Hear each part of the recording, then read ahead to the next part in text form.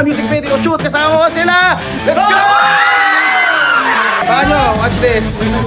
Yes, music video project naman tayo ngayon. Gagawin natin ang Rock City music video ng bandang Mischief na dating pangalan ay Cloudscape. Ako rin yung nag-direct ng music video nila na Gunita. Papapanood nyo sa YouTube. Habang nagsisetup sila, yan, jam-jam muna tayo. Tapos yon, kapag ready na sila, shoot na!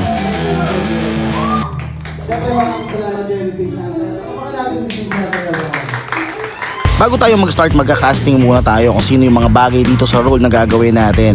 Kaya may napili na tayo mga audience, mga bouncer at syempre mga pwede magbida dito sa music video na gagawin natin for Rock City ng bandang Mischief. Mainit yung place namin dahil marami kami pero tawanan lang at sobrang enjoy ng music video shoot na to. DOP natin si Mac at sinutan natin yung band performance.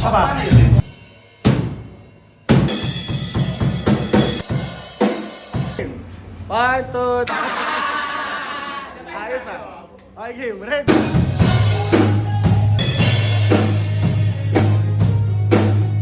Kakaroon tayo ng window.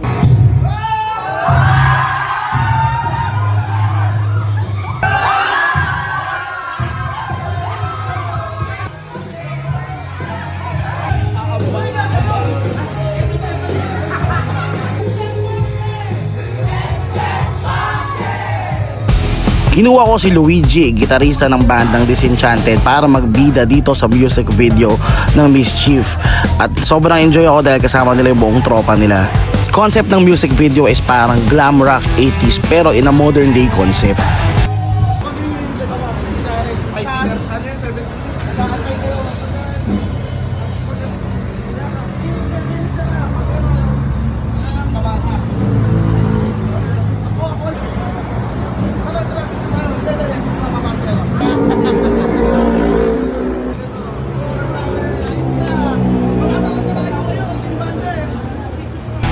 It's always fun. Sobrang saya lang talaga mag-direct ng mga rock music video.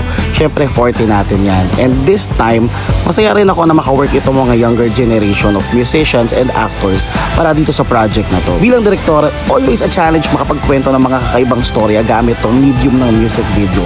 Syempre, 3 to 5 minutes lang pero dapat kumpletos rekados yung kwento natin. Okay, tapos na kami mag-shoot ng music video for today. Everyone, it's a wrap!